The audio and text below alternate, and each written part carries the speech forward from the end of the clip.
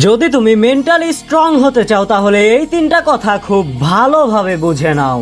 আর ভিডিওটা অনেক মনোযোগ দিয়ে দেখো, কারণ ভিডিওটা অনেক পাওয়ারফুল।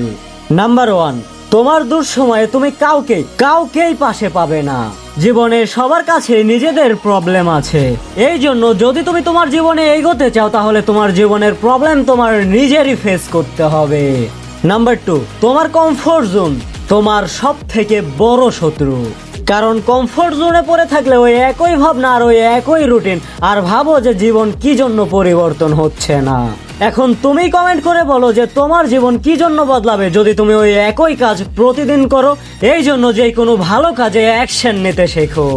নাম্বার 3, মনে রেখো রিজেকশন অনেক নর্মাল একটা বিষয়।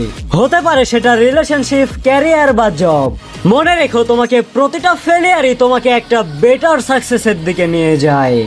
আর যদি তুমি এই ভিডিও থেকে একটুকু শিক্ষা পাও তাহলে তুমি এই ভিডিওটা তাকে শেয়ার করে দাও যাকে তুমি তোমার মতন ইন্টেলিজেন্ট এবং পাওয়ারফুল বানাতে চাও।